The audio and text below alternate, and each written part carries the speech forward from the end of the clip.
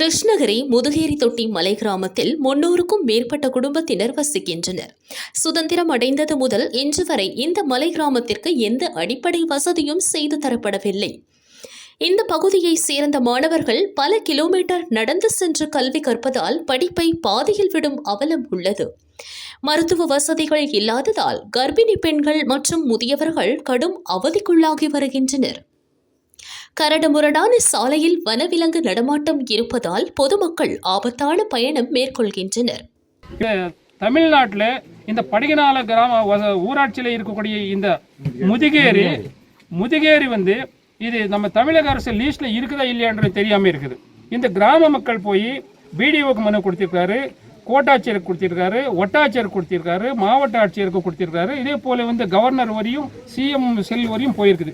ஆனால் இதுவரையும் 76 ஆண்டுகளை எந்த அடிப்படை வசதி இல்லாத ஒரு குக்கிராமம்னா இந்த கிராமம் தான். இந்த ஊரில் வந்து சாலை வசதி கிடையாது. ஆரம்பத்தில் வந்து இங்கே இந்த கிராமத்துக்கு பக்கத்தில் வந்து ஒரு கிரானைட் கம்பெனிக்காரர் வந்து கிரானைட் ஆரம்பிச்சிருக்காரு. அப்போது வந்து இந்த பட்டா நிலத்தில் வந்து அந்த விவசாயிகள்கிட்ட வந்து நான் வந்து மாதம் உங்களுக்கு கட்டணம் கொடுக்குறேன், மாதம் எனக்கு ஒளி விடுங்க அப்படின்னு சொல்லி 35 ஆண்டுகளாக அந்த வழியில் தான் போயிட்டு இருந்தார். அது அவங்க கிரானைட் வந்து நிறுத்த பிறகு இவங்க அந்த கிரானைட் நிறுத்த பிறகு வந்து அந்த சாலை வந்து எடுத்துகிட்டு இருக்காரு. இந்த பிடிஓ அலுவலகத்தில் இந்த வந்திருக்கிறவங்க வந்து இதே சாலை தான் இவருக்கு அப்படின்னு சொல்லி இந்த அரசாங்கத்தை ஏமாற்றி கொண்டு இந்த ஊர் பொதுமக்களை ஏமாற்றி கொண்டு இந்த பிடிஓ ஆஃபீஸில் வேலை செஞ்சு கொண்டு இருக்கக்கூடிய அனைத்து அதிகாரிகள் வந்து இந்த மக்களை ஏமாற்றிட்டு இருக்கிறார். இதே போல் இங்கிருந்து படிக்கிறதுக்கு போகணும் அப்படின்னா குழந்தைங்க வந்து 5 கிலோமீட்டர் போகும். இங்கே போகும்போது இந்த குழந்தைங்க என்ன நடந்துட்டு போகிறதுக்கு இந்த பயத்தை காடு ஓரம் இருக்கனால யானை வருதோ, காட்டு பண்ணி வருதோ, எங்கே நம்ம கரடி வருதோ அப்படின்னு பயத்தில் வந்து எல்லாம் செடியில் உட்காந்து இல்லை காட்டு ஓரமாக போய் எங்கே இந்த கிழங்கு இந்த தேன் பிடிக்கிறதுக்கு தான் இந்த மலை குழந்தைகள் எல்லாம் அவங்க அப்பா பின்னாடி போயிட்டு இருக்காங்க. இப்படி இருக்கும்போது யாருமே இதுவரையும் நடவடிக்கை எடுக்கல. ரீசெண்டாக போன மாதத்தில் வந்து 27ஆம் தேதி வந்து கலெக்டர் ஆஃபீஸ்க்கு வந்து இந்த ஊர் பொதுமக்கள் வந்து 80 பேர் வந்திருந்தார். இந்த 80 பேருக்கு வந்து நம்ம மாவட்ட ஆட்சியர் என்ன வாக்குறுதி கொடுக்குறாருன்னா நான் நேரில் வந்து நான் சந்திக்கிறேன், உங்கள் கிராமத்தை பார்க்கணும் அப்படின்னு சொல்லியிருக்காரு. அதே போல் அரசு அலுவலர்களுக்கு இவருக்கு யாருக்கு டிஆர்ஓ, தாசில்தார், அதே போல் பிடிஓக்கு எல்லாமே 15 நாளுக்குள்ளே எனக்கு ரிப்போர்ட் என் டேபிள் மேலே இருக்கணும் அப்படின்னு சொல்லி வாக்கு உறுதி கொடுத்திருக்காரு. இதுக்கு வந்து கலெக்டர் செஞ்சு கொடுக்குற ஒரு நம்பிக்கையோட நாங்கள் வந்து இன்றைக்கி வந்து இந்த தொலைக்காட்சி நண்பர்கள் இந்த கிராமத்தை பார்க்கணும் அப்படின்னு சொல்லிட்டு இத்தனை பேர் இங்கே வந்து நின்றிருக்கார். ஆனால் அரசியல்வாதி ஓட்டுக்காக வருவார், நோட்டு காட்டிட்டு ஓட்டு வாங்கிட்டு போகிறார், மறுபடியும் இந்த கிராமத்தை மறந்துடுவார். பிடிஓ ஆபீஸ், தாசில்தார், கலெக்டரிடம் பலமுறை மனு கொடுத்தும் உரிய நடவடிக்கை எடுக்கவில்லை.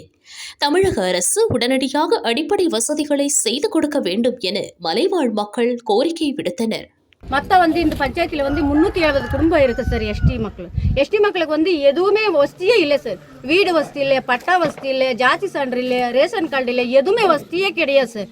நானும் வந்து நிறைய பேருக்கெல்லாம் மனு எழுதி கொடுத்தேன், கூப்பிட்டு போய் ஒன்னொன்னெல்லாம் செஞ்சு கொடுத்தா வந்து மத்தியம் வந்து வேற ஆள் வந்து என்ன செய்யறாங்கன்னா அந்த அம்மா கூப்பிட்டு போய் செய்யறாங்க. என்ன மேலே கேஸ் கொடுக்கறதுக்கே பண்ணாங்க சார். 2 வாட்டி கேஸ் கொடுக்கறதுக்கே பண்ணாங்க. லோன் எழுதி கொடுத்தோம், லோன் கூட எங்களுக்கெல்லாம் வராது சார். எதுவுமே அங்கங்கே கட்டு பண்ணி கொடுக்குறாங்க.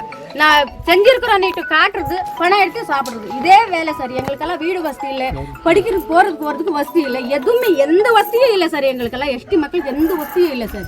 எங்களுக்கு வந்து எங்கே போய் எங்கே கொடுக்கணும், எங்கே போய் பேசணுன்றது கூட வழியே காட்ட மாட்டேன்றாங்க சார். ஓட்டுக்கு வந்தால் ஓட்டு போடுங்கம்மா, உங்களுக்கு வசதி பண்ணி கொடுக்குறோன்னு தான் சொல்கிறாங்க.